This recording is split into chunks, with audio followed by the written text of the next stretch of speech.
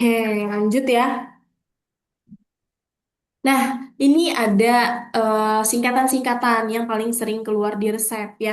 Ini untuk caranya itu ada AC itu anticoenam sebelum makan, DC itu duranticoenam setelah makan ya, dan lain-lainnya. Nanti ini dibacain ya, dihafalin ya Farah ya. SDD itu Semel Dedie sekali sehari dan lain-lain. SPRN itu Signa Prorenata atau artinya bila perlu. Ya, UC itu usus cognitus, cara pakai sudah diketahui. Ya, GTT itu tetes, ya. Nah, ini juga instrukti peracikannya. MF itu miscevak, campur dan buatlah. Ya, DID itu dainimedio, berikan setengahnya. DTD itu datalis dosis, berikan dalam dosis demikian. Cito itu harus segera, PIM itu periculum in mora, berbahaya bila ditunda, dan lain-lain. Ya, berikut rute pemberian dan bentuk sediaannya yang ada di resep ya. Nanti bisa dibaca mandiri ya. Ini ada 10 star farmasi, Farah. Jadi kita sebagai seorang farmasis itu harus punya 10 ini. Apa aja? Harus bisa sebagai caregiver, decision maker, komunikator, manager, leader, lifelong learner, teacher, researcher, entrepreneur, dan agen of positive change. Coba dari 10 ini udah ada berapa, Farah? Udah ada Eh, semuanya, Kak, gitu. Mungkin ya. Nah, ini harus ditanamin ya di dalam diri gitu ya bahwa ini bukan cuma sekadar tulisan gitu, tapi ini adalah 10 pencapaian yang memang kita harus punya gitu sebagai seorang farmasi gitu. Jadi salah kalau misalnya orang bilang farmasi itu cuma ngeracik obat, salah, salah besar. Kita bisa jadi apapun, bisa jadi pengusaha, bisa jadi manajer, bisa jadi pemimpin, pembelajar seumur hidup ya, bisa sebagai guru ya, bisa sebagai peneliti, bisa membantu untuk suatu perubahan yang positif dan lain-lainnya, gitu ya. Oke, siap Kak. Oke, ini peraturan terkait yang sering ditanya. Udah jarang sih ya untuk PP nomor 51 tahun 2009 ini udah jarang ya karena ini udah digantikan dengan Undang-Undang Kesehatan yang terbaru ya, Omnibus Law, Undang-Undang nomor 17 tahun 2023 ya. Kalau misalnya ingat tentang kesehatan ya di situ semuanya ada eh, terkait dengan staf farmasi, dokter, perawat, dan tenaga kesehatan yang lainnya. Ya, ada Perbepom nomor 10 tahun 2019 ini juga udah digantikan dengan Perbepom yang baru nomor 12 tahun 2025. Ini tentang apa? Ini tentang obat-obat tertentu atau pedoman pengelolaan obat-obat tertentu. Ya, di mana untuk yang Perbepom nomor 12 tahun 2025 itu ada ketambahan satu OOT yaitu ketamin. OOT atau obat-obat tertentu itu apa sih? dia tuh setahu saya ya Kak, dia tuh obat yang bukan termasuk golongan narko ataupun psiko, tapi dia tuh pemakaiannya tuh harus di diawasi gitu loh Kak, karena berpotensi disalahgunakan. Benar, OOT itu adalah obat-obat yang memang sering disalahgunakan. Gunakan. Ya. Terus ada Permenkes nomor 30 tahun 2019. Ini tentang klasifikasi dan perizinan rumah sakit, di mana di sini yang paling ditekankan adalah perbandingan jumlah apoteker yang ada di rumah sakit. Rumah sakit itu ada kelas A, B, C, dan D. Dibedakannya berdasarkan apa? Berdasarkan dari jumlah bednya. Kalau rumah sakit kelas A itu jumlah bednya lebih dari 500 bed. Sehingga apotekernya juga minimal harus 11. Kalau B itu 8, C itu 6, dan D itu minimal 2 apoteker. Ya, ada juga Permenkes nomor 72 tahun 2016 ini tentang pelayanan kefarmasian di rumah sakit. Ada Permenkes nomor 73 tahun 2016 ini tentang pelayanan kefarmasian di apotik, standar pelayanan kefarmasian di apotik. Ada Permenkes nomor 74 tahun 2002 tahun 2016 ini adalah standar pelayanan kefarmasian di puskesmas. Di mana standar pelayanan kefarmasian baik di rumah sakit, di apotik, ataupun di puskesmas itu di dalamnya menjelaskan dua hal. Jadi seorang apoteker di klinis, baik itu di rumah sakit, di apotik, ataupun di puskesmas itu menjalankan dua praktik farmasi secara umum ya, dua praktek farmasi secara umum. Yang pertama adalah manajerial farmasi. Manajerial farmasi ini mulai dari pengadaan obat sampai ke pelaporan dan pemusnahan serta pencatatan. Sedangkan pelayanan farmasi klinis mulai dari screening resep sampai ke home pharmacy care, PTO, PIO, MESO, dan lain-lainnya. Gitu ya. Nanti kita akan bahas rinci ada di belakangnya. Manajerial farmasi itu mulai dari apa aja dan ngapain aja, sedangkan pelayanan farmasi klinis itu mulai dari apa aja dan ngapain aja gitu ya. Ini ada registrasi obat, suka ada dosen yang iseng tanya ya, registrasi obat itu ada apa aja sih gitu ya. Registrasi obat itu ya tergantung bentuk sediaannya. Kalau kita di farmasi berarti ada registrasi untuk obat, ada registrasi untuk kosmetik atau notif kos, ada registrasi untuk obat tradisional dan ada registrasi untuk suplemen kesehatan. Kalau registrasi untuk obat itu ada 4 huruf dan 11 angka. Sedangkan kalau untuk kosmetik itu ada 2 huruf dan 11 angka. Ya. Kalau untuk obat tradisional dan suplemen kesehatan itu ada 2 huruf dan 9 angka. Ya. Secara umum, registrasi obat itu berlakunya selama 5 tahun, kecuali kosmetik. Kalau kosmetik itu namanya notif kos berlakunya cuma 3 tahun. Kalau untuk obat, obat tradisional dan suplemen kesehatan itu nomor izin edarnya berlakunya 5 tahun. Ya, jangan lupa ya. Oke. Nah, ini ada penanda untuk obat bebas terbatas. Kalau ditanya apa sih bedanya obat bebas terbatas, dan obat keras, serta obat wajib apotik. Kalau obat bebas itu obat yang di yang bisa dibeli tanpa menggunakan resep dokter, Kak. Sedangkan kalau obat bebas terbatas itu dapat beli dapat dibeli juga tanpa resep dokter, namun em, dia memiliki penandaan khusus, Kak, seperti yang ditampilkan di PPT ini. Lalu kalau obat keras itu harus menggunakan resep dokter. Nah, jika obat wajib apotek itu merupakan obat-obatan yang eh, bisa dibeli tanpa resep dokter juga dan eh, itu wajib ada di apotek gitu ya, Kak. Oke, overall yang lain benar, cuman yang agak kurang pas obat wajib apotiknya aja ya. Jadi, obat wajib apotik itu adalah obat keras yang diperbolehkan dijual atau dibeli tanpa resep dokter, ya. Namun harus diserahkan oleh apoteker dan jumlah serta kekuatan sediaannya terbatas. Jadi diatur semua tuh, dia obat keras, tapi boleh kok dikasih gitu dengan jumlah yang terbatas. Misal, omeprazol di obat wajib apotik itu cuman boleh dikasih 7 gitu. Jadi ada batas-batasan dan dosisnya pun hanya dosis yang sekian gitu. Nah, itu diatur dalam obat wajib apotik dan yang menyerahkan pun harus apoteker gitu ya. Apoteker. Ya, Nah, kalau obat bebas terbatas benar itu adalah obat yang boleh dibeli tanpa resep dokter ya, dan penggunaannya harus memperhatikan peringatan yang ada di kemasan. Ada P nomor 1 sampai P nomor 6, nanti dihafalin ya. baik, Kak. Nah, ini ada catatan sedikit terkait dengan obat-obatan yang memang menjadi first line atau sering digunakan untuk beberapa kasus ya.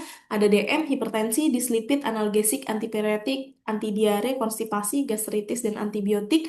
Nanti Farah bisa baca ya untuk obat dan golongannya, first line-nya apa, mekanisme kerjanya gimana, efek samping obatnya gimana, kontraindikasi dan interaksinya gimana, serta dosis yang digunakan gimana ya, supaya nanti kalau misalnya iseng ditanya terkait dengan suatu penyakit misal hipertensi, salah satu obatnya apa sih gitu ya, paling nggak kamu bisa jawab ya. Oke, first line-nya ada amlodipin Bu, mekanisme kerjanya seperti apa, efek sampingnya apa, dan dia dikontraindikasikan terhadap pasien yang seperti apa gitu ya. Nah, ini ada kategori keamanan obat untuk ibu hamil, ada kategori A, kategori B, C, D, dan X ya. Untuk kategori A itu dia, kenapa kategorinya A? Karena pada pengujian hewan dan manusia aman gitu ya. Kalau kategori B itu dia nggak ada uji pada manusia, tapi uji pada hewan aman. Kalau kategori C dia nggak ada uji pada manusia dan pada hewan tidak aman. Kategori D pada manusia tidak aman, tetapi digunakan apabila manfaatnya lebih besar. Kalau kategori X memang uji pada manusia dan pada hewan berbahaya. Ya, itu perbedaannya. Oke, ini ada ATME. Ini kurang penting, nanti yang pentingnya akan aku bahas di prinsip interaksi obat sekalian ya. Jadi, farmakokinetik, kalau kita bicara farmakokinetik, kita bicara terkait dengan absorpsi, distribusi, metabolisme, dan ekspresi. Ya, nanti akan aku jelaskan rinci di prinsip interaksi obat.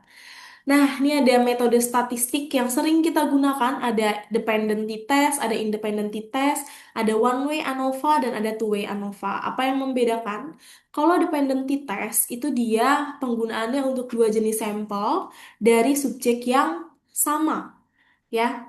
Subjeknya sama, sehingga apa yang dianalisis? Ya, pada subjek yang sama berarti sebelum diberikan dan setelah diberikan. Oh, Contohnya nih, kita membandingkan nilai GDS pada sekelompok pasien yang sama, tapi yang kita lihat apa? Sebelum pemberian obat X dan setelah pemberian obat X. Jadi sebelum pasiennya dikasih obat dan setelah pasiennya dikasih obat. Tapi subjeknya satu loh, gitu. Tapi kalau yang independent test itu subjeknya beda. Ya, jadi misal aku sama kamu gitu. Ya, kita dua subjek yang berbeda. Aku dikasih kelompok obat A, aku dikasih obat X, ya, sedangkan kamu tidak dikasih obat X. Itu, jadi subjeknya memang berbeda. Itu independent test. Kalau ANOVA itu untuk yang jenis sampelnya memang lebih dari dua. Biasanya yang jenis sampelnya banyak atau yang diuji banyak itu pakainya ANOVA. Ada yang one way, ada yang two way. Yang membedakan adalah berapa sih jumlah variabel yang dibandingkan. Kalau yang one way berarti satu variabel atau satu faktor. Sedangkan kalau yang two way berarti dia ada dua variabel. Contoh, misal yang one way, aku mau menguji efektivitas obat antihipertensi. Berarti yang aku amatin cuman tekanan darah aja. Ya udah cuman satu variabel doang tekanan darah. Sedangkan kalau yang two way, aku mau ngecek hipertensi, tapi aku mau lihat nih dia pada pasien komorbid DM. Berarti yang aku cek apa? Dua variabelnya. Satu tekanan darah, yang satu nilai HbA1c. Paham? paham. Oke. Ini ada teknik pengambilan sampling, ada random sampling dan ada non-random sampling ya. Kalau yang sering kita pakai non-random sampling ya ada purposive sampling, convenience sampling, konsekutif dan kuota sampling. Apa bedanya random dan non-random? Kalau random sampling biasanya dia tidak terikat pada kriteria inklusi dan kriteria eksklusi. Tapi kalau yang non-random sampling biasanya dia terikat pada kriteria inklusi dan kriteria eksklusi. Oke, kita masuk ke farmakoekonomi, jenis biaya dan metode analisis ya. Biaya itu dibagi menjadi dua, ada tangible dan ada intangible. Ya, tangible itu dibagi lagi menjadi dua, ada direct dan indirect, di mana direct dibagi menjadi medis langsung dan non-medis langsung. Tangible ini yang dapat diukur dengan uang, sedangkan intangible tidak dapat diukur dengan uang. Apa contohnya? Rasa cemas, rasa sakit, gelisah, itu intangible. Sedangkan kalau Oh, tangible dapat diukur dengan uang. Apa? Ada yang direct atau yang biaya langsung, dan ada yang indirect atau yang non hmm, atau yang biaya tidak langsung. langsung ya. Yang biaya langsung ada yang medis, ada yang non medis. Kalau yang biaya langsung medis ya tentunya yang langsung berikatan atau berkaitan dengan tindakan pada pasien. Apa? Obatnya, jasa dokter ya, tindakan-tindakan bedah, lab, USG, CT scan dan lain-lain itu masuknya ke direct medis. Sedangkan kalau yang non medis itu dia langsung tapi tidak terkait dengan pengobatan pasien. Apa ambulan, contohnya makanan dan akomodasi penjaga pasien itu masuknya non medis langsung. Sedangkan kalau yang indirect karena biaya tidak langsung, apa contohnya?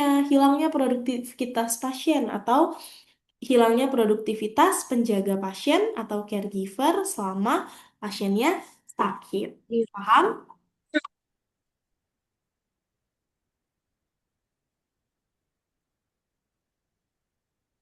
Halo Farah, paham?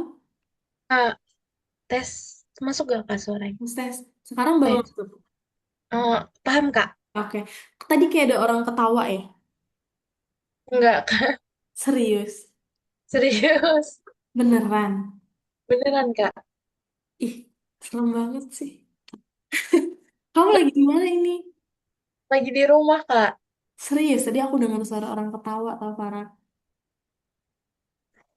Kayaknya nggak ada sih kak. Oh, Cuma aku sendiri. oh, oke, oke. Benar-benar keras banget dia. Hahaha gitu. Ih, merinding deh aku. Eh, Beneran enggak ya? Nanti ya, coba bener. dengerin di recordnya ya. Ya kak. Oke. Aku izin minum bentar ya. Oke kak. Kita lanjut di jam 9, sorry, di 10.30 ya. Baik kak.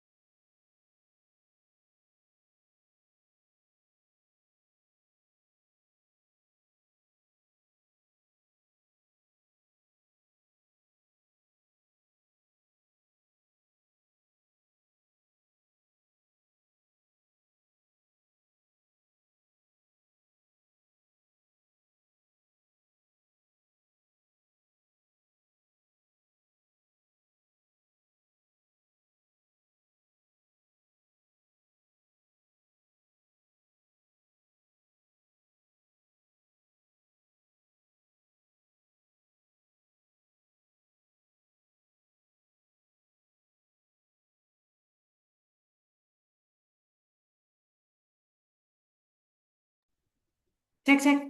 Lanjut ya. Nah, ini sekarang ada analisis farmakoekonomi. Farah, ada apa aja? Ada cost minimization analysis, ada cost effectiveness analysis, ada cost utility analysis, dan ada cost benefit analysis. Satu ya, ketinggalan nih, nggak masuk di sini. Cost minimization analysis atau CMA itu kita membandingkan mana sih harga yang lebih murah dan mana yang harga yang lebih mahal. Benar-benar cuman berdasarkan harga. Ya, apa contohnya obat generik dan obat paten? Yang kita lihat apa ya harganya doang gitu. Mana sih yang lebih murah, mana yang lebih mahal? Itu cost minimization analysis. Ada yang namanya cost effectiveness analysis. Kalau ini kita nggak cuma lihat harganya, tapi kita lihat efektivitas terapinya. Misal aku punya obat A, duh, obat A harganya 5.000 ya per tablet. Pasiennya dapat kalau dia dikasih obat ini sehari minumnya 3 kali ya dan sembuhnya itu dalam waktu 10 hari. Sedangkan ada nih obat B harganya 20.000. Harganya 20.000 satunya per tablet. Tapi pasiennya cuman minum satu tablet aja dia udah sembuh. Oke, coba nih kita lihat obat A memang dia lebih murah secara harga, tapi secara efektivitas dia harus minum 10 hari, satu harinya 3 tablet, berarti 10 kali 3 aja udah 30 kali 5, 150.000, baru dia bisa sembuh. Sedangkan kalau yang ini satunya lebih mahal 3 kali lipatnya, 20.000 per tablet, tapi dia minum satu tablet aja udah sembuh. Kalau kayak gini berarti mana yang lebih cost efektif? Tentunya obat B. Paham? Kak. Oke. Terus ada juga cost benefit analysis atau CBA. Kalau cost benefit analysis ini kita menilai suatu program yang satu dengan program yang lain, biasanya untuk program-program pemerintah ya, mana yang lebih benefit, mana yang lebih manfaat. Ya, misal ada pasien TB, ada pasien TB. Awalnya dia dikasih 4 obat. 4 obat apa aja? Isoniazid, niazid, etambutol, etambutol, streptomisin, streptomisin, sama rifampicin. Rifampicin. Pasiennya dikasih minum 4 obat ini, obatnya nggak boleh putus, ya. Ini program pemerintah, ya. Dia dapat obat gratis 4 obat ini, ya. Tapi sekali minum 4 obat. Terus pemerintah yang baru itu menawarkan nih ada kombinasi untuk pasien TB itu hanya minum satu tablet, di mana di dalamnya itu mengandung 4 tablet ini, ya, dalam bentuk KDT atau kombinasi dosis tetap. Jadi pasiennya cuma minum satu tablet, tapi dia di dalamnya udah ada 4 obat, isoniazid, etambutol, streptomycin, dan rifampicin. Dilihat dari situ, manfaatnya atau benefitnya kira-kira lebih baik yang mana? Apakah program yang pertama atau program yang kedua? Oke, dikaji program yang pertama dengan minum 4 obat, ternyata banyak pasien yang terapinya gagal. Kenapa? Karena pasiennya males, obatnya kebanyakan dan lain-lain. Sehingga program 2 ini dari hasil analisis ternyata lebih baik, lebih banyak meningkatkan efektivitas dari pengobatannya. Sehingga tentunya yang lebih cost benefit adalah yang program kedua. Paham? Paham, Kak. Oke, terus ada juga cost utility analysis. Kalau ini kita menilai kualitas hidup pasien. Jadi, ketika pasien dikasih obat A, itu kualitas hidupnya seperti apa? Ketika kita ganti obat A ini dengan obat yang lain, apakah ada peningkatan kualitas hidup atau justru malah enggak? Nah, itu namanya cost utility analysis. Paham? Paham? Ya, paham. Oke, ini yang agak berpikir. Mending Farah minum dulu sebelum kita bahas prinsip interaksi obat ya. Oke. Udah minum? Kayaknya nggak usah deh, Oh, Kak. kayaknya nggak usah. Oke. Nih, sekarang interaksi obat itu ada di fase farmasetik, farmakokinetik, dan ada di fase farmakodinamik. Farmasetik itu ketika obatnya belum kita terima atau sebelum diterima pasien. Ya, Apa contohnya? Misal, aku punya phenytoin dalam bentuk injeksi. Dia harus dilarutin dulu nih. Ternyata si apotekernya di farmasi itu ngelarutinnya pakai dextrose 5%. Sehingga terjadi presipitat atau ada penggumpalan, ya. Atau ada pengendapan di si larutan injeksi phenytoinnya. Sehingga tentunya ini nggak bisa dikasih ke pasiennya, karena kalau dipaksakan untuk dikasih, akan kemungkinan besar menyumbat pembuluh darah. Akibatnya dapat menyebabkan kematian bahkan pada pasien. Kenapa bisa terjadi? Karena ada interaksi antara infus dextrose 5% dengan phenytoin, Betul. sehingga terbentuk endapan. Harusnya phenytoin injeksi itu dilarutkannya dengan NaCl, bukan dengan dextrose 5%. Paham? Kak. Yaitu di fase farmaseutik. Kalau di fase farmakodinamik, farmakokinetik itu ada empat, absorpsi, distribusi, metabolisme, dan ekskresi. Kalau absorpsi, prinsipnya dulu nih, obat-obatan yang banyak eh, terabsorpsi itu yang dalam bentuk terionkan atau ternon-ionkan. Terionkan ya, Kak? Apa? Terionkan ya, Kak? Salah. Oh, Obat-obatan yang banyak terabsorpsi itu adalah yang dalam bentuk nah, ternon-ionkan. Ya, tapi kalau yang ditanya mana yang mudah larut, yang terionkan atau yang ternon-ionkan, jawabannya baru yang terion. terionkan. Itu bedanya, ya. Sehingga makanya kenapa obat-obatan yang sifatnya asam lemah akan banyak terabsorpsi di mana? Di lambung atau di usus? Asam lemah di usus ya. Salah. Kan tadi yang banyak terabsorpsi yang ternon-ion kan? Jadi Oke. obat-obatan asam lemah itu akan banyak terabsorpsi di lambung tentunya. Paham? Sebentar, Kak. Oke. Dia yang terabsorpsi itu yang banyak itu yang ternon ion. Ternon-ionkan. Ya. Ternon ion kan Mm-mm. karena asam lemah berarti di lambung. Di lambung, karena asam ketemu asam akan Ion. ternon-ionkan. Sedangkan kalau dia asam lemah masuk ke dalam usus, dia akan terionkan. Asam ketemu basa kok, ionnya tarik-menarik dong.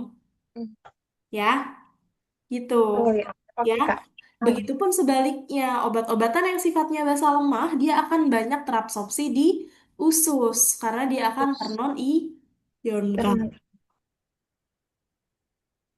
Ya, jadi contoh interaksinya, misal, aku minum obat metformin, ada pasien nih, aku kasih obat metformin, dia minum obat metformin. Obat metformin ini sifatnya asam lemah.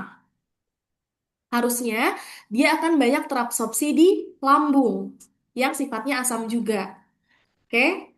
Tapi ternyata aku nggak tahu, sebagai apoteker aku nggak tahu. Ternyata pasien ini juga mengkonsumsi antasid, ya, karena dia suka kembung perutnya. Jadi dia minum antasid. Dia minum antasid ini bersamaan dengan dia minum metformin. Harusnya metformin yang sifatnya asam lemah banyak diabsorpsi di lambung yang sifatnya asam. Tapi karena pasiennya minum antasida, maka kondisi lambung yang tadinya bersifat asam, asam lambungnya akan dinetralkan oleh si antasida ini.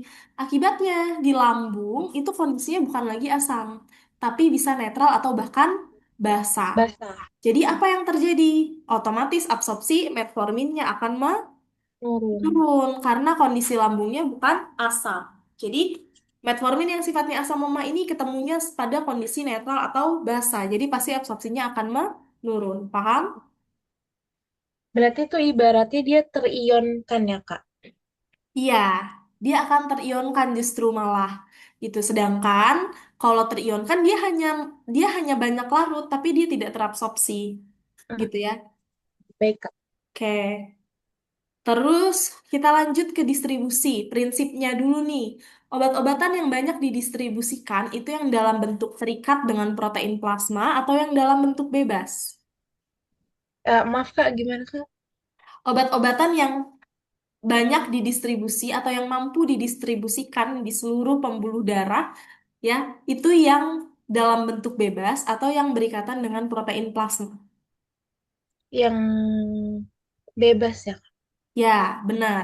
Obat-obatan itu akan bisa didistribusikan ketika dia dalam bentuk bebas, Bebas. tidak berikatan dengan protein plasma. Sedangkan yang berikatan dengan protein plasma, dia akan dalam bentuk inaktif untuk kemudian akan langsung diekskresi. Ya, ekskresi melalui apa? Banyak, bisa dari urin, bisa dari feses, bisa dari keringat, ya, dan lain-lainnya. Contoh interaksinya, misal ada pasien minum metotrexat. Metotrexat obat apa? Obat kanker ya Kak? Oke, sip. Ada pasien minum metotrexat. Secara profil farmakokinetik, kalau kita ngecek di Medscape misal, atau di drugs.com, atau di literatur-literatur lain ya, kita bisa tahu informasi bahwa metotrexat ini, dia berikatan dengan protein plasma dalam jumlah 80%. Sedangkan dalam bentuk bebasnya hanya dalam jumlah 20%. Informasi ini pun sudah diketahui oleh dokter tentunya yang memberikan dosis pada saat persepan metotrexat kepada pasien. Paham? Paham, Kak. Artinya dia misal dikasih dosis 80 miligram, dokter tuh udah tahu kenapa dia kasih 80 miligram. Oh, karena si metotrexat ini yang bisa dalam bentuk bebas, yang bisa punya efek farmakologis cuma 20%. Gitu ya. Hmm, Paham dulu konsep itu? paham Kak. Nah, ternyata pasien yang dikasih metotrexat oleh si dokter ini, dia minum juga obat-obatan NSAID untuk nyeri hebat yang dia rasakan setelah kemoterapi. Ya, ternyata NSAID ini bisa mendorong 80% metotrexat yang tadi berikatan dengan protein plasma, ya, untuk dibebaskan sehingga NSAID-nya yang berikatan dengan protein plasma. Paham nggak? Paham Kak, paham. Akibatnya, jumlah metotrexat yang ada dalam bentuk bebas di aliran darah itu semakin meningkat. Kak, Ketika kadarnya meningkat, otomatis toksisitasnya juga akan mening meningkat. Paham? paham Kak. Nah, itu contoh interaksi di fase distribusi.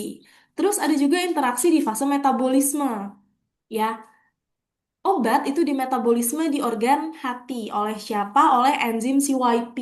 Terserah bisa CYP P450, bisa CYP3A4 ya, bisa CYP5A6 dan lain-lain. Banyak ya enzim yang bisa memetabolisme yang ada di hati. Nah, masalahnya adalah kamu harus paham dulu konsep dari metabolisme. Semakin banyak obat di metabolisme, maka obatnya akan semakin efektif atau tidak. Banyak yang di metabolis.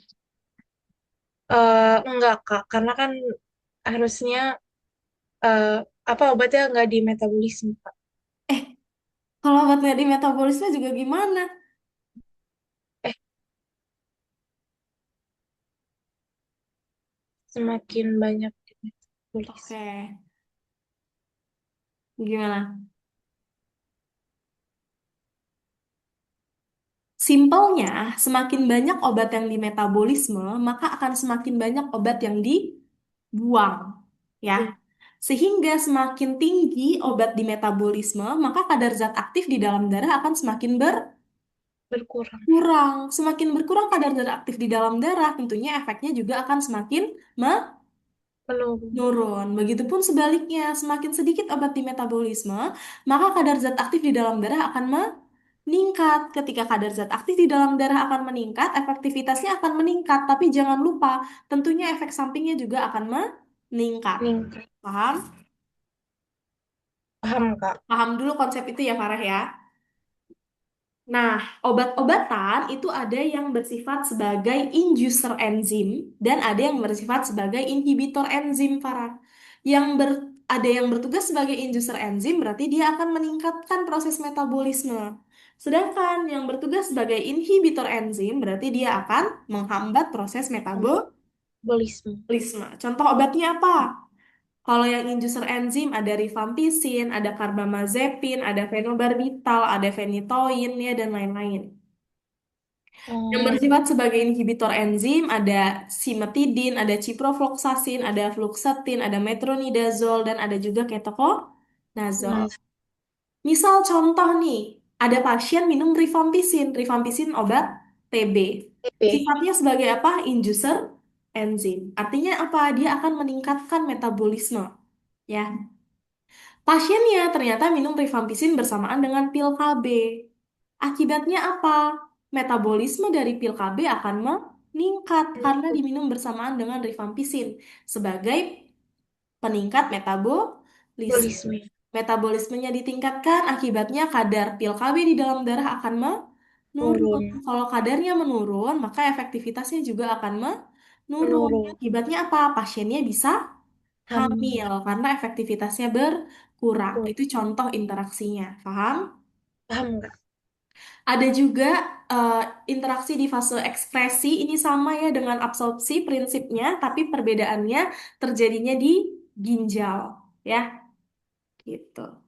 Ini ada farmakodinamik. Kalau farmakodinamik itu interaksi dengan reseptor, ada agonis, ada antagonis, ada sinergis, potensiasi, aditif, toleransi, dependensi, dan adiksi. Kalau yang agonis, dia akan menginduksi pada reseptor yang sama. Sedangkan kalau antagonis, dia akan menginhibisi pada reseptor yang sama atau akan menghambat pada reseptor yang sama. Kalau sinergis, itu penggabungan dua obat dengan mekanisme yang sama akan meningkatkan efek dari obatnya. Kalau potensiasi penggabungan dua obat yang sama, ya, dengan penggabungan dua obat dengan mekanisme yang berbeda akan meningkatkan efeknya. Kalau aditif itu penggabungan dua obat dengan efek yang sama sehingga efeknya akan meningkat. Kalau toleransi itu penambahan dosis tertentu untuk bisa mencapai dosis yang normal, ya, atau yang punya efek terapi. Dependensi ini sugesti, misal pasien nggak akan sembuh kalau nggak dikasih obat A, gitu. Padahal obat A itu juga nggak ada isinya. Nah, itu dependensi atau sugesti. Ya, terus ada juga adiksi. Kalau adiksi ini efek ketagihan atau kecanduan. Oke, sampai sini dulu ada yang mau ditanyain. Oke, kita lanjut. Nanti ada beberapa materi yang Farah bisa baca mandiri ya, karena waktunya terbatas. Ini ada, kita masuk ke bahan alam, ada metabolit primer dan ada metabolit sekunder. Apa sih bedanya? Kalau metabolit primer itu memang diperlukan untuk pertumbuhan. Contohnya apa? Ada protein, lipid, dan karbohidrat. Sedangkan kalau metabolit sekunder, ini adalah metabolit yang hanya dibutuhkan dalam jumlah yang sedikit untuk mempertahankan atau eksistensi supaya dia bisa tetap hidup. Itu ya, apa contohnya? Ada flavonoid, tanin, saponin, dan lain-lain. Nah, jalur metabolit sekunder itu ada tiga. Ada jalur asam asetat, jalur asam sikimat, dan jalur asam mevalomat. Corona. Ini ada definisi simplisia dan jenis simplisia ya. Nanti bisa dibaca mandiri ya, Farah ya. Baik. Oke, ini ada identifikasi metabolit primer, ada karbohidrat, protein, dan lemak. Itu bisa dengan uji apa aja sih? Ya, bisa dengan menggunakan reaksi spesifik. Kalau karbohidrat bisa pakai molis, benedik, iodin, ataupun antron. Dan yang paling sering digunakan ada bisa bisa pakai Vehling ya. Di tabel paling kanan itu hasilnya ketika dia dinyatakan positif, begitupun juga dengan protein ya. Reaksinya ada biuret, ninhidrin, santoprotein, ataupun sulfur. Kalau lemak bisa pakai uji kelarutan, bisa pakai grid, gris spot, dan bisa juga pakai reaksi Sudan 3 ya. Oke, ini ada screening fitokimia. Jadi senyawa fitokimia ada yang sifatnya polar, nonpolar, dan semipolar. Yang sifatnya polar tuh ada apa aja? Ada saponin, ada flavonoid, dan ada Tanin. amin. Sedangkan yang sifatnya nonpolar ada apa aja? Ada steroid dan triterpenoid. Yang Nah, semipolar ada alkaloid, di mana alkaloid di alam itu ada dalam bentuk garam dan ada dalam bentuk basa. bas. Ya. Nah, golongan eh metabolit sekunder itu ada alkaloid, flavonoid, ya, tanin, terus saponin dan lain-lain yang tadi udah dijelasin. Ya, yang pertama ada alkaloid. Ciri khasnya apa? dia punya gugus N, baik itu di dalam ataupun di luar cincin heterosiklik. Ini cincin heterosikliknya, ini ya, cincin heterosiklik, ini ada gugus N, ya. Gugus N ini di dalam, sedangkan ini gugus N di luar cincin heterosiklik. Identifikasi screeningnya bisa pakai apa? Bisa pakai reagen Mayer, Wagner, dan Dragendorf. Kalau dia positif dengan Mayer, akan terbentuk endapan putih. Kalau pakai Wagner akan terbentuk endapan coklat. Kalau Dragendorf akan terbentuk endapan jingga. Terus ada flavonoid. Flavonoid ini cirinya punya struktur C6, C3, C6 ya. Tuh ada gambarnya ya. Reagennya bisa pakai sitroborat ya, ada bisa pakai AlCl3, sinoda ataupun uap amonia. Hasilnya bisa dibaca pada tabel yang ada di sebelah kanan ya. Ya. Terus ada tanin, tanin ada dua, ada tanin terhidrolisis atau tanin galat dan ada tanin terkondensasi atau tanin tekat. Ya, kalau tanin galat dia merupakan turunan asam galat dan biasanya berikatan dengan banyak gugus gula. Ya, bisa diidentifikasi pakai apa? Secara spesifik bisa pakai gelatin, ya. Maka dia akan terbentuk endapan putih. Itu udah pasti tanin terhidrolisis atau tanin galat, ya. Tapi kalau misalnya mau tahu tanin aja secara umum, bisa pakai FeCl3. Ketika terjadi perubahan warna biru kehitaman, berarti dia positif tanin. Tapi kita nggak bisa tahu dia tanin galat atau tanin TK, ya. Bisa pakai steasni. Nah, ini bisa kita tahu nih kalau dia tanin galat berarti dia berubah warna biru, tapi kalau dia berubah warna merah berarti dia tanin tekat atau berkondensasi gitu ya. Terus ada juga saponin. Kalau saponin ini biasanya pakai uji pengocokan ketika terbentuk tinggi busa yang tidak hilang selama 1 sampai 2 detik, maka dia dikatakan positif saponin. Atau bisa juga dengan LB ketika terjadi perubahan warna hijau keunguan, maka dia positif saponin. Terus ada steroid. Steroid ini dia punya struktur dasar 17 atom C, di mana 3 cincinnya merupakan sikloheksana dan 1 cincin siklopentana. Ya, ada juga terpenoid. Terpenoid ini dia terdiri dari satuan unit isopren atau C5H8 ya. Itu struktur isopren bisa dilihat. Identifikasinya bisa pakai LB. LB itu adalah gabungan atau pembuatan dari asetat anhidrat dengan H2SO4 ya, atau asam sulfat. Bisa juga dengan anis aldehid sulfat atau vanilin sulfat ataupun reagen Salkowski. Ketika dia terbentuk warna merah dengan Lb, berarti dia positif steroid. Kalau dia dengan reagen Lb terbentuk warna biru, berarti dia positif terpenoid. Ya, kalau pakai anis aldehid asam sulfat akan terbentuk warna violet atau biru. Ya, ini ada fenilpropanoid ya. Cirinya dia punya inti benzen dengan propana ya. Bisa diidentifikasi pakai vanilin asam sulfat. Tidak bisa spesifik ketika terjadi perubahan warna dengan vanilin asam sulfat, berarti dia positif fenilpropanoid. Terus juga ada antraquinon, ini juga sangat khas ya. Suka keluar nih di soal apoteker ITB, antraquinon. Kalau dia punya gugus karbonil C double bond O, ya, dan pada posisi yang sama atau berseberangan, berarti dia antraquinon. Bisa diidentifikasi pakai MgA seta. Dia akan positif ketika terjadi perubahan warna pink kemerahan. Oke, ini ya alur kita isolasi. Ya pertama dari simplisia kita ekstraksi dulu. Ya, ya setelah proses ekstraksi jadi ekstrak, terus kita screening. Ya, setelah itu kita fraksinasi jadi fraksi. Nanti dari fraksi kita dapat fraksi polar, non polar dan semipolar. Dari fraksi kita ambil misal yang mau kita isolasi itu adalah sifatnya adalah polar, berarti yang kita ambil fraksi polarnya, kita lanjutkan dengan proses isolasi, dapat isolat, baru lakukan uji pemurnian. Ya, ini ada metode ekstraksi, ada cara tradisional dan ada cara modern. Cara tradisional itu ada cara panas dan cara dingin. Cara panas ada reflux, soklet, destilasi uap, digesti, infusa, dan dekokta. Nanti prinsipnya bisa dibaca ya di PPT. Cara dingin ada maserasi dan ada perkolasi. Kalau cara modern ada enfluorasi, ini dia dengan lemak padat ya untuk mencari minyak atsiri, biasanya untuk parfum. Ada UAE, ultrasound assist extraction, dia memanfaatkan gelombang ultrasound ya atau suara Microwave assist extraction memanfaatkan gelombang mikro, ya, supercritical fluid extraction menggunakan fluida superkritis dengan tekanan yang tinggi, dan enzim assist extraction dengan memanfaatkan enzim. Sampai sini dua ada yang mau ditanyain, para? Aman, Kak. Oke. Nah, kita itu harus lakukan standarisasi. Standarisasi itu ada dua, ada spesifik dan ada non-spesifik. Buat apa sih kita menstandarisasi? Ya, benar-benar untuk memastikan impurity atau kemurnian, ya, mutu dan khasiat, ya, serta kualitas. Itu yang harus kita pastikan. Makanya kita harus lakukan standarisasi. Ya, yang pertama ada standarisasi ada parameter standarisasi non spesifik. Ada apa aja? Pengecekan susu pengeringan, bobot jenis, kadar air, pengujian kadar air itu syaratnya kalau simplisia harus kurang dari 10%.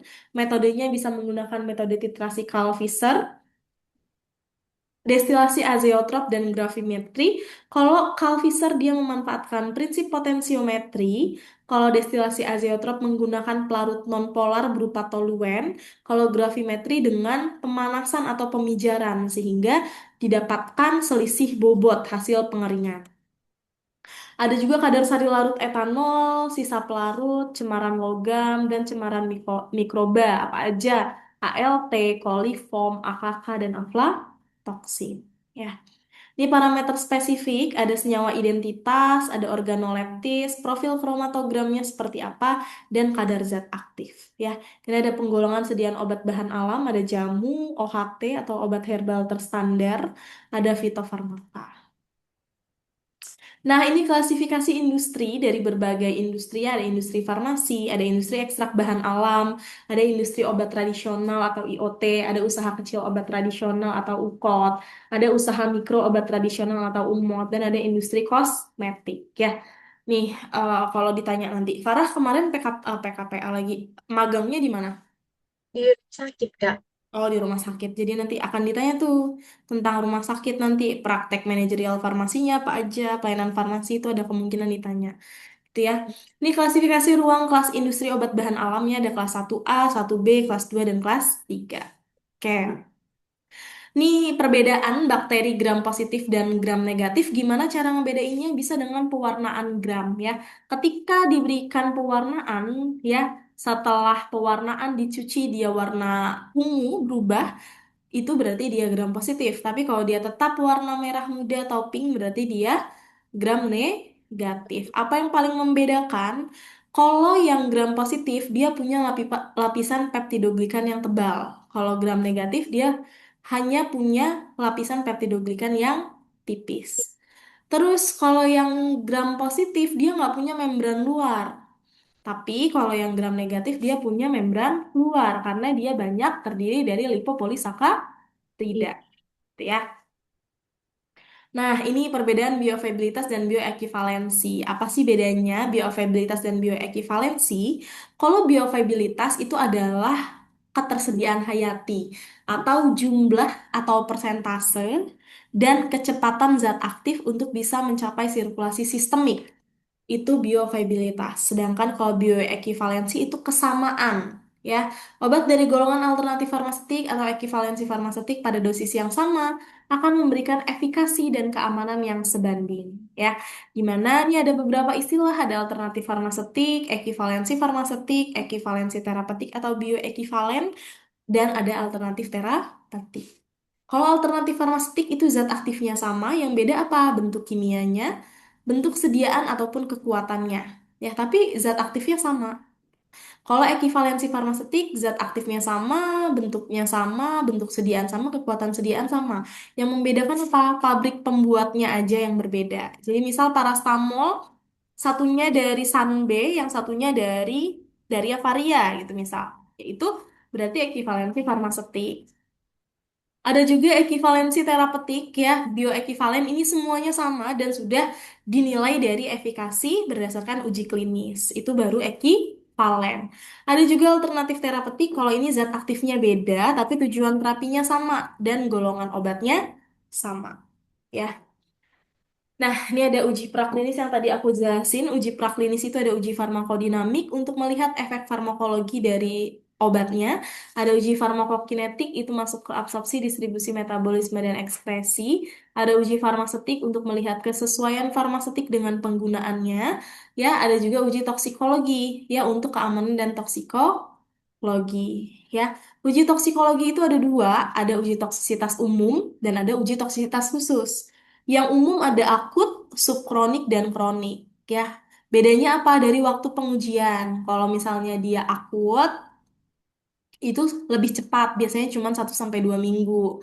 Kalau subkronik dia lebih lama lagi, ya biasa 2 sampai 4 minggu. Sedangkan kalau kronik itu dia lebih lama lagi, ya bisa 1 bulan. Nah, kalau yang uji toksisitas khusus, ini dia memang khusus untuk menilai toksisitas terhadap suatu sel, ya. Ada mutagenik, ada teratogenik, karsinogenik, dan imunogenik.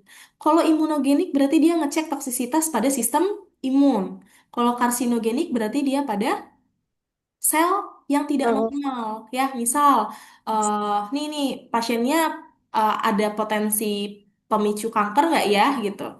Nah, itu namanya karsinogenik. Kalau teratogenik, dia uji toksisitas pada janin, ya. Kalau mutagenik itu pada gen. Apakah dia dapat menyebabkan mutasi gen atau tidak. Kalau karsinogenik, apakah dia dapat menyebabkan kanker atau tidak, gitu ya. Kalau uji klinis ada 4 fase, ada fase 1, fase 2, fase 3, dan fase 4.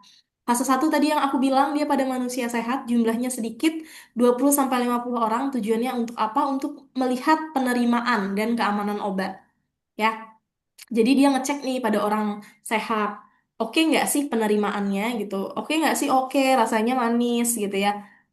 Lebih mudah ditelan dan lain-lain. Keamanan obatnya seperti apa? Tadinya dia sehat, setelah dia dikasih obat, sakit nggak sih dia gitu. Nah, itu untuk melihat keamanannya. Nih, orang-orang yang dijadikan sampel nih bayarannya mahal, Farah. Bener-bener semahal itu. Karena taruhannya juga nyawa ya. Terus fase 2, fase 3 pada manusia sakit, fase 2 jumlahnya lebih sedikit, 100 sampai 200 orang, buat melihat apa efek farmakologi dan membandingkan dengan placebo. Ya, fase 3 itu pada manusia sakit jumlahnya lebih dari 500 orang, tujuannya untuk melihat efek samping, dapat menyebabkan alergi apa enggak pada pasien ya, gitu. Makanya jumlahnya lebih banyak. Kenapa? Karena supaya mendapatkan varietas yang banyak. Jadi kalau variasi sampelnya banyak kan, profil tubuh, profil farmakokinetik, farmakodinamik pada masing-masing tubuh kan berbeda-beda gitu. Nah, terus fase 4 ini setelah obatnya dipasarkan, jadi apakah ada pengaruh stabilitas terhadap efikasi atau keamanan dari obat setelah dipasarkan, gitu ya. Oke, ini ada pengujian stabilitas. Farah ada accelerated, intermediate, long term, ongoing, in use, dan stress test. Nanti definisinya bisa dibaca ya. Ini ada pengujian pada beberapa suhu, ya, bisa dibaca nanti. Ini juga sama, ya. Indonesia itu masuk ke dalam zona iklim 4B, panas dan sangat lembab, ya. Oke, ini ada klasifikasi BCS atau Bioclassification System. Ada BCS kelas 1, kelas 2, kelas 3, dan kelas 4, ya. Kelas 1 itu kelarutannya baik atau tinggi, permeabilitasnya juga tinggi. Kelas 2 kelarutannya rendah, permeabilitas tinggi. Kelas 3 itu kelarutannya tinggi, permeabilitas rendah, sedangkan kelas 4 itu semuanya rendah, ya. Ini ada solusinya. Kalau misalnya dia ada masalah pada kelarutan, berarti otomatis harus ditingkatkan kelarutannya.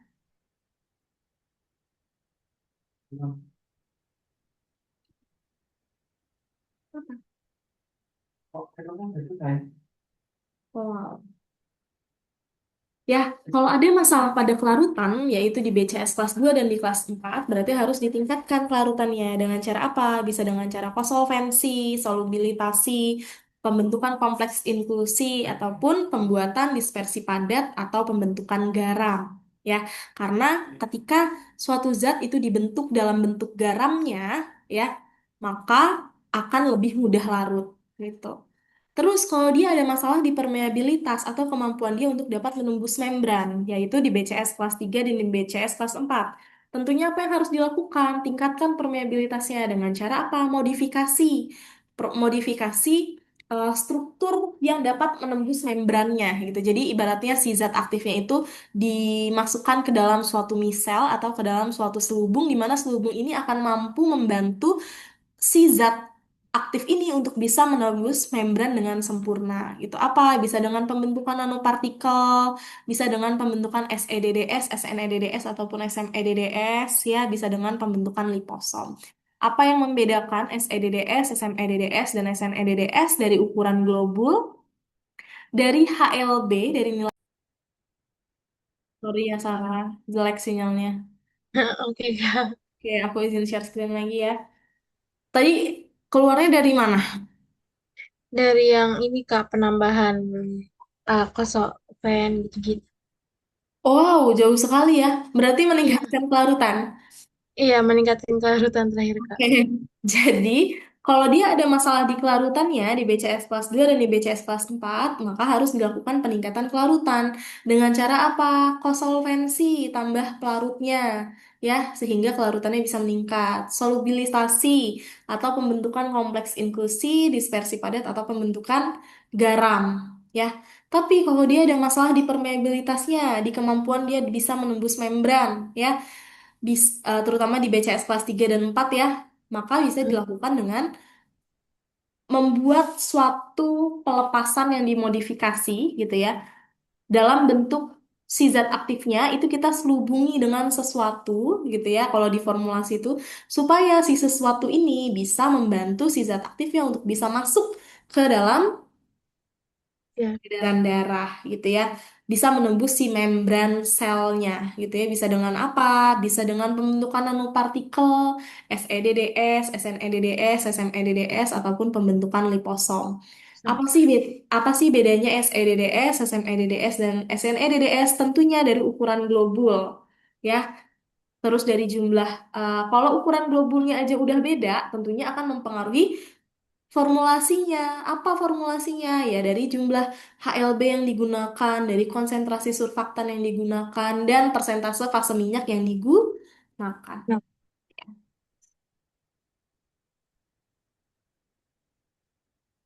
Oke, ini ada titrasi ya. Ada titrasi itu ada berbagai macam dan peruntukannya juga berbeda-beda. Ada titrasi asidi alkalimetri, ini reaksi netralisasi ya, atau biasanya kita kenal dengan titrasi asam basa sehingga dia bisa membentuk garam dan air. Indikator yang digunakan apa?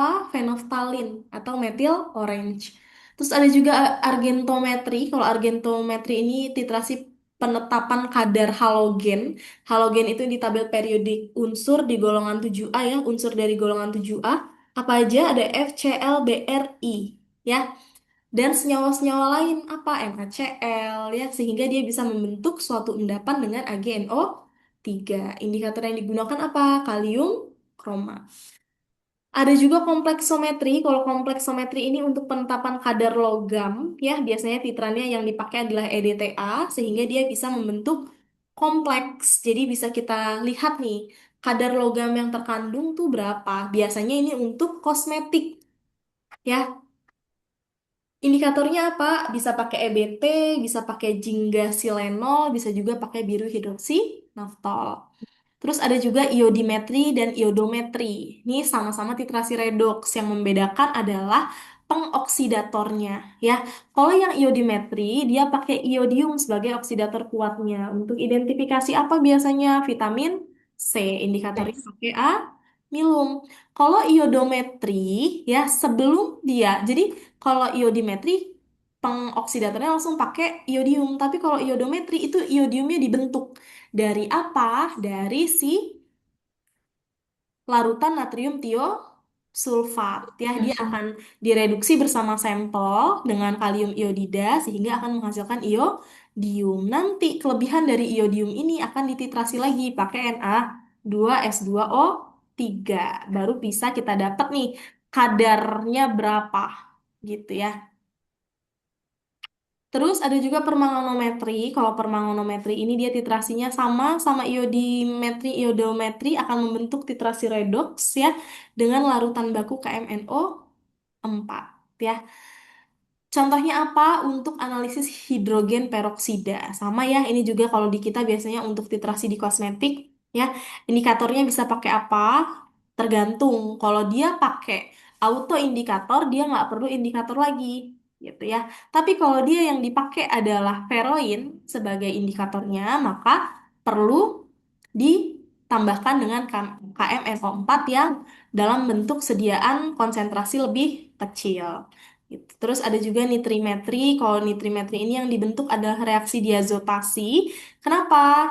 Karena akan membentuk garam diazonium. Untuk analisis apa biasanya? Untuk analisis amina aromatik primer dengan asam nitrat. Ya, analisisnya apa? Yang mengandung obat-obat yang mengandung amina aromatik primer biasanya buat ngecek nih kadarnya berapa gitu ya. Apa yang mengandung struktur amina aromatik primer? Antibiotik dari golongan sulfanomida. Ya, indikatornya apa? Pakai pasta kanji, iodida atau tropeolin 00. Ya, aku nggak pernah belum pernah sih pakai tropeolin 00 ini sih ya. Pernahnya seringnya pakai pasta kanji, iodida. Oke, sampai sini ada yang mau ditanyain, Farah?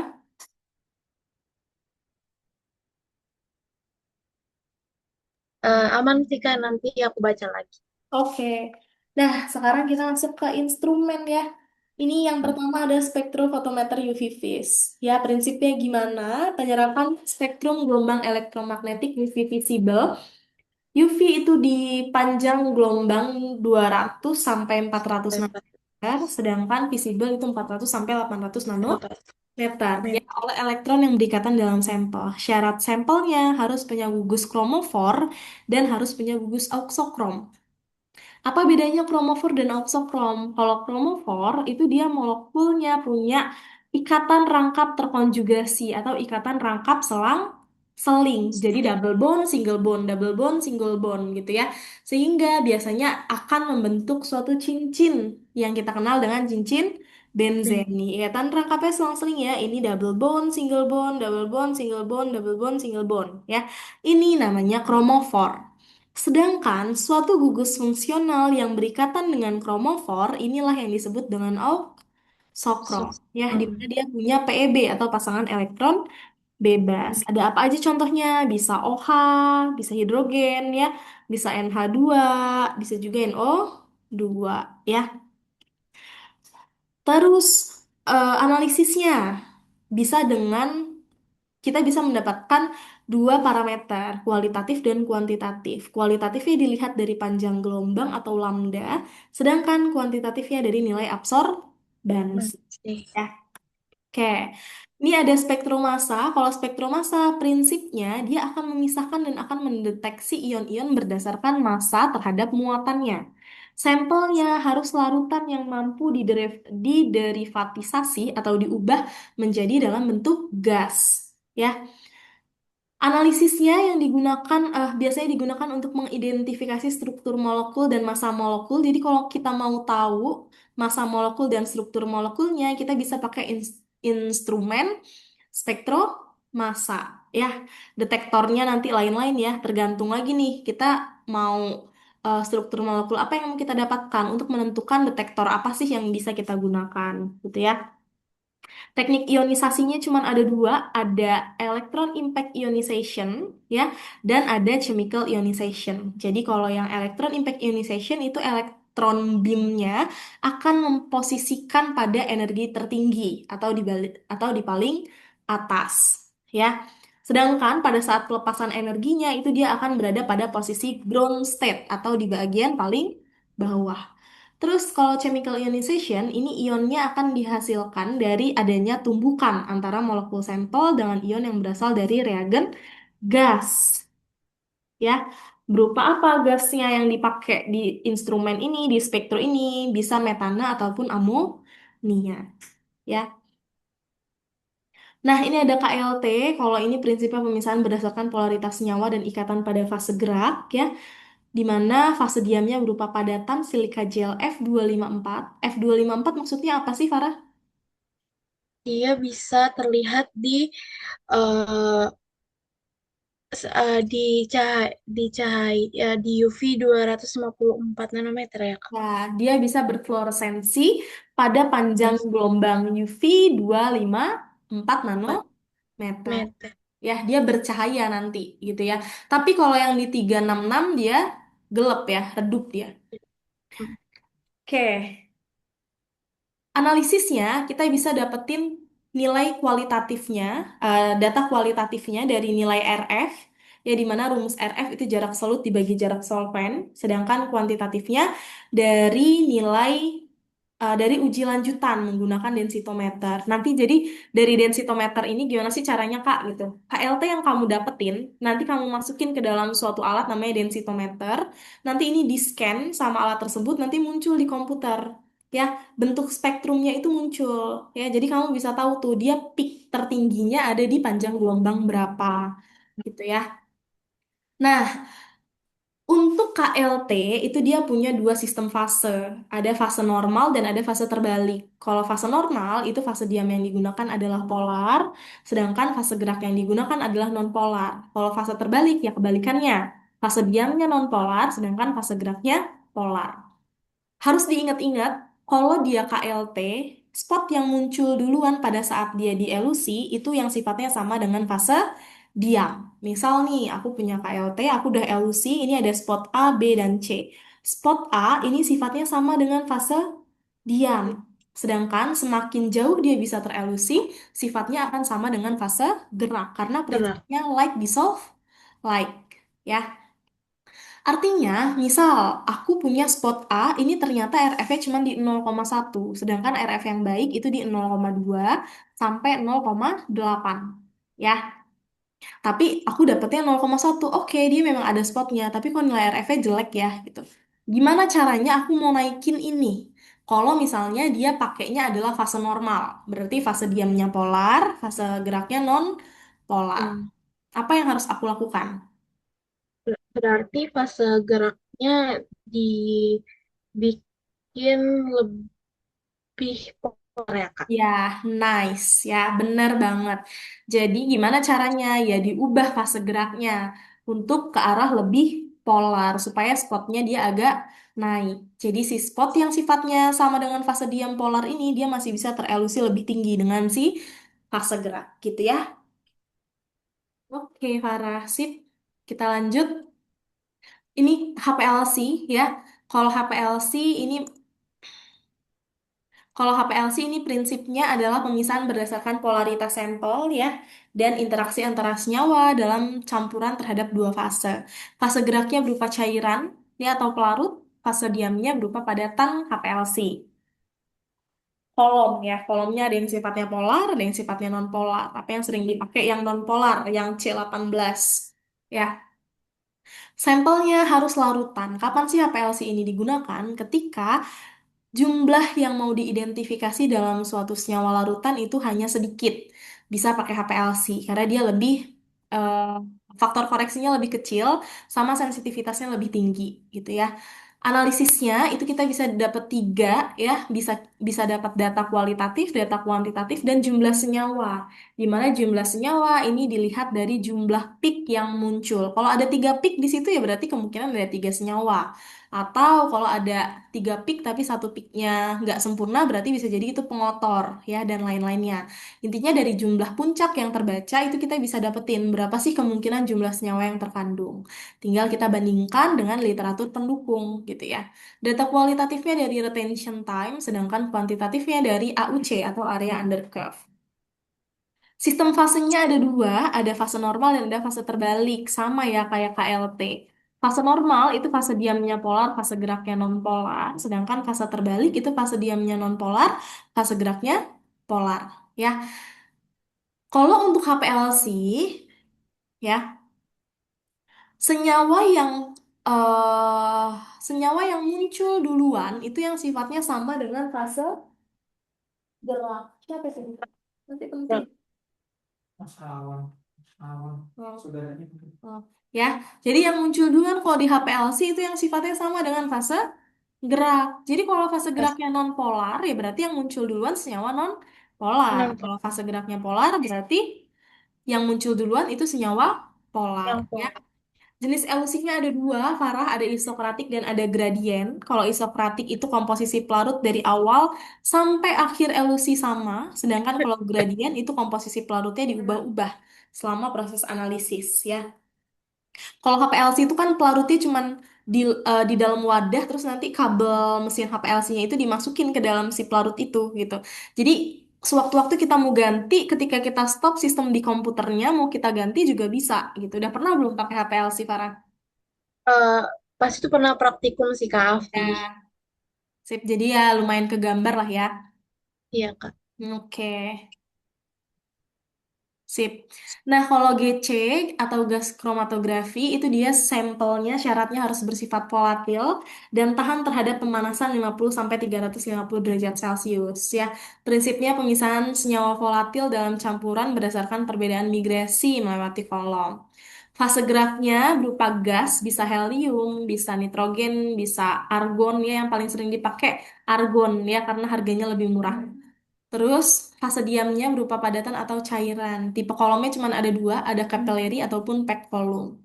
Kalau yang GC, senyawa yang titik didihnya lebih rendah akan terelusi lebih dulu. Artinya ketika dia muncul duluan, berarti dia titik didihnya paling rendah dibanding senyawa lain yang terkandung. Analisisnya juga kita bisa dapat jumlah senyawa, data kualitatifnya berdasarkan retention time, kuantitatifnya berdasarkan AUC. Kalau tadi HPLC ada isokratik dan gradien, kalau GC itu ada isotermal dan gradien. Kalau isotermal berarti suhunya selalu sama dari awal sampai akhir. Kalau gradien berarti ada perubahan suhu selama proses analisis. Ya, ada juga spektrofluorometri. Kalau ini memanfaatkan intensitas sampel-sampel yang memang bisa berfluoresensi. Ya, ada juga spektrofotometer IR. Kalau ini untuk prinsipnya adanya interaksi radiasi gelombang elektromagnetik dalam suatu molekul, ya, sehingga molekulnya bisa mengalami vibrasi, rotasi, dan translasi. Data kualitatifnya kita bisa tahu identifikasi gugus fungsi pada daerah panjang sidik jarinya. Jadi nanti muncul di panjang sidik jari daerah berapa, nanti kita bisa tahu itu gugus fungsi apa gitu ya. Oke, ini ada manajerial farmasi, mulai dari pemilihan. Pemilihan itu cuma dilakukan di rumah sakit, klinik, dan puskesmas yang ada BPJS-nya. Kenapa? Karena harus menyesuaikan apakah obat tersebut masuk ke dalam formularium nasional atau tidak, yang didasarkan atau disesuaikan juga dengan formularium rumah sakit. Gitu. Jadi akan aneh kalau misalnya pasien BPJS itu obat-obatnya dari Fornas, tapi di formularium rumah sakit mereka nggak ada gitu. Nah, sehingga paling penting banget nih untuk dilakukan pemilihan. Ya, terus setelah pemilihan ada proses perencanaan ya. Terus setelah perencanaan ada pengadaan, ada penerimaan, ada penyimpanan, pendistribusian, pemusnahan dan penarikan dan pengendalian serta pencatatan dan pelaporan. Oke, pengadaan, di sini nggak ada, aku jelasin dulu deh. Perencanaan ini ada beberapa metode. Tahu Farah apa aja? Em, eh, Konsumsi, oh, konsumsi morbiditas, proksi sama konsumsi dan kombinasi. nah, Kalau metode konsumsi itu dia melihat data konsumsi terbanyak atau penggunaan terbanyak 1 tahun terakhir. Kalau morbiditas itu dari pola penyakit. Misal nih tahun ini, tahun kemarin tuh tinggi-tingginya COVID, perlu banyak suplemen ya berarti pengadaan di tahun berikutnya. Kalau berdasarkan morbiditas yang disediakan paling banyak adalah suplemen ya. Ada juga kombinasi. Kalau kombinasi ini melihat pola pemakaian di tahun sebelumnya dengan diseimbangkan atau diiringi dengan pola penyakit yang ada ya. Terus kalau proksi konsumsi ini biasanya untuk fasilitas pelayanan kesehatan yang baru sehingga dia meminta data dari fasilitas pelayanan kesehatan terdekat. Itu proksi konsumsi ya. Kalau pengadaan itu ada e-purchasing ya, ada tender terbuka, ada perencanaan itu juga ada analisis FAN namanya. Parah. Kamu tuh pengujinya siapa sih? Aku lupa deh. Bu Isna dan Bu Dini Kak. Oke ya. Perencanaan itu ada metode FAN namanya. Tahu nggak apa? Enggak Kak. FAN ini adalah vital, esensial, esensial, dan non-esensial. Si. Non-esensial. Vital ini memang harus ada di instalasi farmasi. Esensial ini biasanya untuk penyakit-penyakit yang memang common ya, DM, hipertensi, dan lain-lain. Itu esensial. Sedangkan non esensial ini sebenarnya eh, nggak ada obat ini juga pasiennya it's okay kok gitu. Contohnya apa? Suplemen ya. Jadi dalam melakukan perencanaan pengadaan suatu obat baik itu di apotik, di rumah sakit, di PBF ya ataupun di klinik gitu ya, kita harus memperhatikan ini gitu ya. Vital, esensial dan non esensial. Mana sih yang memang vital? Jumlah persentasenya berapa sih harusnya gitu? Mana sih yang esensial dan mana sih yang non esensial gitu ya. Terus ada sistem pengadaan. Sistem pengadaannya ada e-purchasing. Ini untuk obat-obatan BPJS karena pemesanannya berdasarkan menggunakan e-katalog. Ada tender terbuka, tertutup, tawar-menawar, pembelian langsung ya. Nanti bisa dibaca definisi spesifiknya. Kalau nggak paham nanti bisa chat ya Farah ya. Terus sistem pembayarannya ada just in time, ada cash on delivery, ada cash lunak, ada konsinyasi, sistem titip. Jadi oke nih misal dari Sanbe, saya nitip obat ya, jumlahnya 1.000 misal di rumah sakit A gitu. Nanti ini kepake berapa sih gitu dalam periode 1 bulan gitu. Nah, nanti yang dibayar hanya yang terpakai. Nah, itu namanya sistem konsinyasi atau titip barang. Biasanya suplemen-suplemen tuh kalau di apotik ya, Nutrimax, terus banyak ya. Itu biasanya konsinyasi. Atau bisa juga dengan kredit pembayaran dengan waktu jatuh tempo lebih dari 2 minggu ya. Oke, ini surat pesanan. Ada surat pesanan narkotik, psikotropik, prekursor, OOT, dan reguler. Kalau narkotik dia pakai SP khusus ya, 3 rangkap, psikotropik dia 3 rangkap, prekursor juga 3 rangkap, OOT 2 rangkap, reguler 2 rangkap. Andaikan ada satu obat tapi isinya berbagai zat aktif, maka surat pesanan yang digunakan adalah surat pesanan yang tertinggi. Misal ada obat A, ada dextronya, ada dextrometorphannya, terus ada juga paracetamolnya. Berarti yang diambil adalah yang tertingginya, dextrometorphan. Masuk ke dalam OOT. Berarti SP-nya yang dipakai adalah SPOOT. Ya. Oke. Oke, ini prinsip penyimpanan ada obat high alert medicine ya, dan ada juga obat-obatan LASA. LASA itu masuk ke dalam obat high alert medicine. High alert medicine itu apa? Obat dengan tingkat kewaspadaan tinggi. Sedangkan LASA itu adalah look alike, sound alike, artinya rupanya mirip dan penyebutannya mirip. Nanti bisa dibaca mandiri ya, apa-apa aja yang masuk ke dalam high alert, begitupun juga dengan syarat penyimpanannya. Biasanya dia harus di lemari paling atas dan diberi garis warna merah. Gitu ya. Ini ada obat narkotik dan psikotropik ya. Ini ada sistem pendistribusian. Ini bisa dibaca mandiri. Nah, ini ada pelayanan farmasi klinis, ada pengkajian dan pelayanan resep, ada PKOD. PKOD ini adalah pemantauan kadar obat di dalam darah. Biasanya untuk obat yang gimana, para? Untuk obat-obat dengan indeks terapi sempit. Apa aja? Warfarin, heparin, digoksin itu masuk ke dalam obat dengan indeks terapi sempit. Obat indeks terapi sempit itu apa? Obat yang batas minimum effective concentration dengan maksimum toxic concentrationnya itu berdekatan. Ya, jadi jendela terapeutiknya kecil, artinya apa? Kurang dosis sedikit dia tidak berefek, kelewatan dosis sedikit akan menimbulkan toksik. Ya, ya, gitu. Terus ada juga Visite, dispensing sediaan steril ya. Kalau yang lain-lain tahu lah ya. Ada juga Meso, monitoring efek samping obat. Ini menggunakan foam kuning dengan algoritma Naranjo. Kalau masih ingat, algoritma Naranjo dilaporkannya kemana? Ke pusat farmakovigilan ya, ke BPOM tapi bagian pusat farmakovigilan gitu ya. Ini yang masuk ke dalam OWA. OWA itu ada OWA 1, OWA 2 dan OWA 3 bisa dibaca mandiri. Golongan-golongan narkotika, psikotropika juga bisa dibaca mandiri. Kalau untuk resep narkotika itu nggak boleh ditebus selain di apotik yang punya resep asli dan nggak boleh ada ITER biasanya ya. Ya. Kalau di luar apotik yang nggak punya resep asli aja nggak boleh, apalagi di beda provinsi tentunya nggak boleh ya. Kalau psikotropik masih diperbolehkan. Nah, ini ada prekursor dan OOT ya. Ini ada validasi metode analisa, ada akurasi, presisi, spesifisitas, linearitas, LOD, LOQ, dan robustness atau kekuatan. Nanti bisa dibaca mandiri, Farah ya. Ini ada perbedaan validasi dan verifikasi. Ini ada gugus fungsi ya. Ada alkohol, eter, aldehid, keton, asam karboksilat, ester, alkil halida, amin ya. Dan berikut ya, kalau misalnya dia single bond berarti alkana, double bond alkena, triple bond berarti dia alkuna. Kalau C-nya 1 berarti meta, sampai ke 10 berarti deka ya. Nanti bisa dibaca. Ini juga ada jenis-jenis reaksi kimia, ada oksidasi, reduksi, substitusi, eliminasi, adisi. Kalau oksidasi berarti penambahan oksigen, reduksi berarti pengurangan oksigen, substitusi penggantian, eliminasi pengurangan gugus fungsi, adisi penambahan, hidrolisis berarti adanya penguraian yang melibatkan air atau H2O, esterifikasi adanya pembentukan gugus ester, yaitu reaksi antara alkohol dan asam karboksilat. Hidroksilasi berarti reaksi yang menimbulkan atau melibatkan gugus hidroksil atau OH.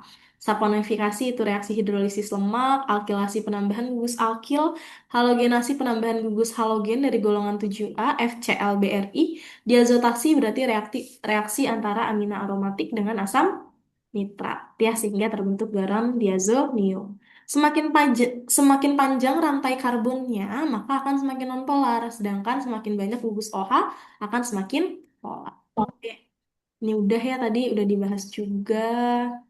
Oke, ini kurva dosis respon ya. Jadi dosis itu akan berbanding lurus dengan respon obat. Ingat, semakin tinggi dosis berarti respon obat akan semakin oke atau semakin baik. Tapi ada titik di mana respon akan terhenti pada suatu konsentrasi tertentu. Misal dosis maksimalnya di 200 miligram dia bisa berefek. Mau kamu kasih 500 miligram juga, walaupun dosis berbanding lurus dengan respon obat, maka dia tidak akan menimbulkan respon. Kenapa? Karena dia sudah mencapai batas maksimumnya. Ya, ini sumbu X-nya berupa konsentrasi obat, sedangkan sumbu Y-nya berupa efek obat. Di mana pada suatu titik tertentu di Emax, ini dia sudah tidak dapat menimbulkan efek atau respon. Ya, kalau disuruh gambarin. Ini non-spesifik, spesifik tadi udah dijelasin. Ini beberapa istilah ya, ada ligan, afinitas, efikasi, protein dan enzim. Itu bedanya apa nanti bisa dibaca. Oke, ini ada contoh bakteri gram positif, gram negatif, dan yang tidak tampak pada pewarnaan gram. Ini intervensi, jadi obat dikatakan rasional ketika TTTTT ya, tepat penyerahan obat, tepat informasi, diagnosanya tepat, dan lain-lain. Ini perbedaan sistem imun bawaan atau innate immunity dan imun adaptif. Secara umum, simpelnya adalah karena dia imun bawaan, pasti responnya cepat, tapi dia tidak bisa mengenal secara spesifik.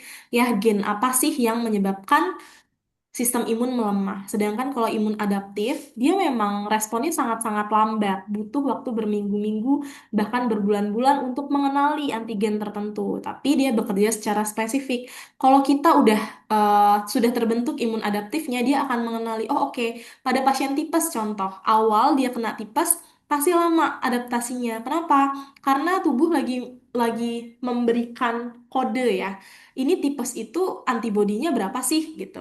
Nanti setelah itu terbentuk, ketika tipes itu pasti berulang. Kenapa? Karena virusnya akan dorman di dalam tubuh. Artinya ketika pasiennya nanti sistem imunnya lemah, maka dia akan kembali kena tipes gitu. Tapi tubuh udah nggak kaget lagi. Kenapa? Karena dia udah mengenali antibodinya tuh antibodi apa yang terbaca gitu ya. Itu bedanya imun bawaan atau innate immunity dan imun adaptif ya. Ini bedanya isotype, jadi masing-masing imunoglobulin itu punya perannya ya. Yang paling sering muncul di farmasi itu adalah imunoglobulin E. Kenapa? Karena dia berperan terhadap reaksi alergi.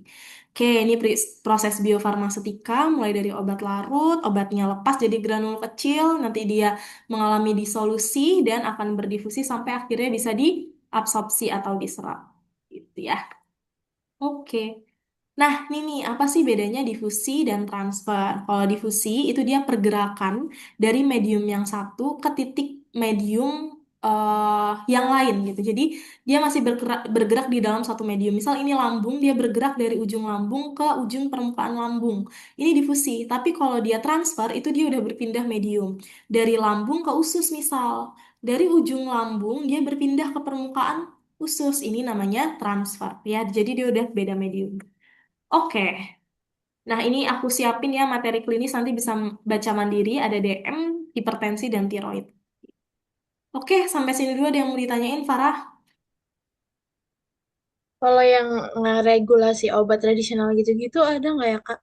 Ada sih buat obat tradisional ya. Per Bepom Nah, sih rata-rata gitu. Kenapa kamu obat tradisional ya? Oh ini ya. iya kak, aku analisis BKO jamu itu kak. Ya, ada. Jadi ada memang bahan-bahan kimia obat yang tidak diperbolehkan atau dilarang, sama ada juga bagian dari bahan tanaman yang memang tidak boleh digunakan untuk obat Oh, bahan alam. Nah, nanti aku kirim ya. Jadi tanamannya apa, bagian itu tuh dia nggak boleh dipakai, tapi bagian lainnya boleh gitu. Nanti aku boleh. kirim per Bepomnya ya, bisa dibaca dari situ. Ah, oke kak. Udah Oke. sih kak. Oke, ada lagi Farah? Mungkin itu doang sih kak. Nanti Oke. mungkin aku Ya, nanti kalau misalnya pas udah baca atau dengar recordnya lagi, terus ada yang masih mau ditanyain karena bingung, nggak apa-apa ya, hubungin aku oke aja. kak. Oke, terima kasih. Nanti kalau PPT sama rekaman